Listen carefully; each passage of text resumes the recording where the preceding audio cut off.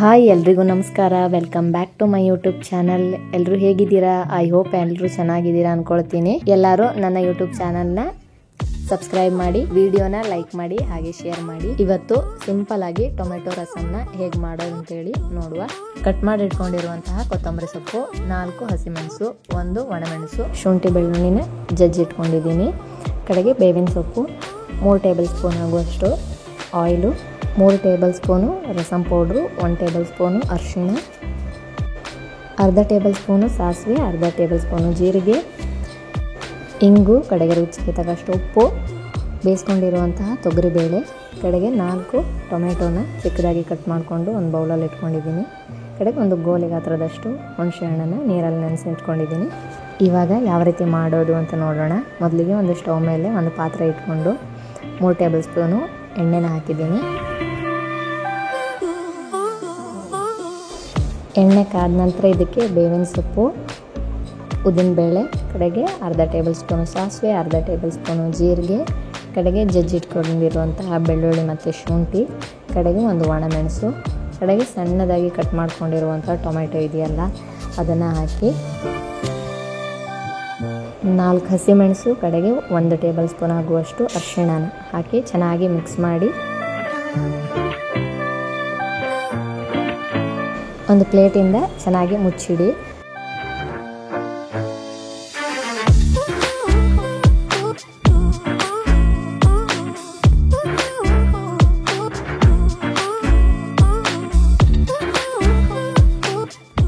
Tomato ಎಲ್ಲ ಸರಿಯಾಗಿ ಬೆಂದ ನಂತರ ರುಚಿಗೆ ತಕ್ಕಷ್ಟು ಉಪ್ಪನ್ನು ಹಾಕಿ, ಕಡೆಗೆ ನೀರಲ್ಲಿ ನೆನೆಸಿಟ್ಕೊಂಡಿರುವಂಥ ಹುಣಸೆ ಹಣ್ಣು ಇದೆಯಲ್ಲ ಅದನ್ನು ಇವಾಗ ಸೇರಿಸಿ ಇದಕ್ಕೆ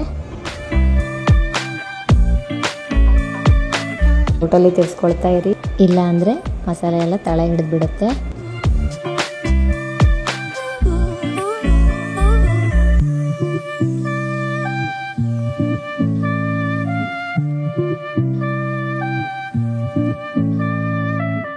ಇವಾಗ ಬೇಯಿಸಿಟ್ಕೊಂಡಿರೋ ತೊಗರಿಬೇಳೆ ಇದೆಯಲ್ಲ ಅದನ್ನು ಇವಾಗ ಇದಕ್ಕೆ ಸೇರಿಸಿ 1 ಗ್ಲಾಸ್ ನೀರು ಹಾಕಿ.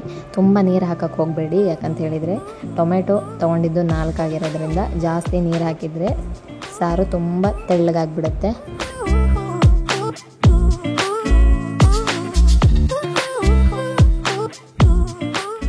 ರಸಮ್ ಚೆನ್ನಾಗಿ ಕುದ ನಂತರ ಇದಕ್ಕೆ ರಸಂ ಪುಡಿನ ಹಾಕಬೇಕು. ಬಟ್ ನೀವು ಡೈರೆಕ್ಟಾಗಿ ರಸಂ ಪುಡಿನ ಹಾಕಕ್ಕೆ ಹೋಗಬೇಡಿ, ಅದು ಉಂಡೆ ಉಂಡೆ ಥರ ಆಗುತ್ತೆ. ಒಂದು ಸ್ವಲ್ಪ ನೀರಲ್ಲಿ ಮಿಕ್ಸ್ ಮಾಡಿ ರಸಮ್ಗೆ ಸೇರಿಸಿ.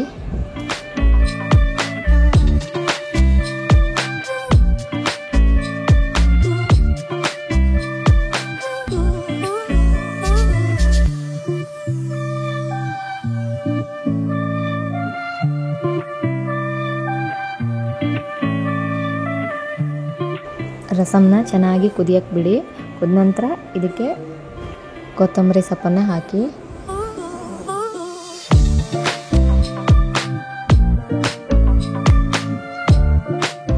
ಇವಾಗ ನೀವೇ ನೋಡ್ತಾ ಇದ್ದೀರಲ್ವ ಎಷ್ಟು ಚೆನ್ನಾಗಾಗಿದೆ ರಸಮ್ ಅಂತ ಹೇಳಿ. ನೀವು ಒಂದ್ಸಲ ಟೇಸ್ಟ್ ನೋಡ್ಕೊಳ್ಳಿ. ಖಾರ ಕಡಿಮೆ ಆಗಿದ್ದರೆ ಖಾರನ ಹಾಕಿ ಖಾರದ ಪುಡಿನ ಸೇರಿಸ್ಕೊಳ್ಳಿ.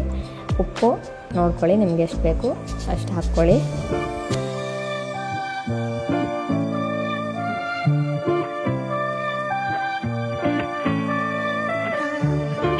ಈ ರಸಮ್ ಮಾಡೋಕ್ಕೆ ನಿಮಗೆ ತುಂಬ ಟೈಮ್ ಬೇಡ, ಬೇಗ ಮಾಡೋಕ್ಕಾಗತ್ತೆ. ಇದನ್ನು ಎಲ್ಲರೂ ಒಮ್ಮೆ ಟ್ರೈ ಮಾಡಿ. ಯಾರೆಲ್ಲ ನನ್ನ ಚಾನಲ್ನ ಸಬ್ಸ್ಕ್ರೈಬ್ ಮಾಡಿಲ್ಲ ಪ್ಲೀಸ್ ಸಬ್ಸ್ಕ್ರೈಬ್ ಮಾಡಿ, ಹಾಗೆ ವಿಡಿಯೋನ ಲೈಕ್ ಮಾಡಿ, ಶೇರ್ ಮಾಡಿ. Thank you.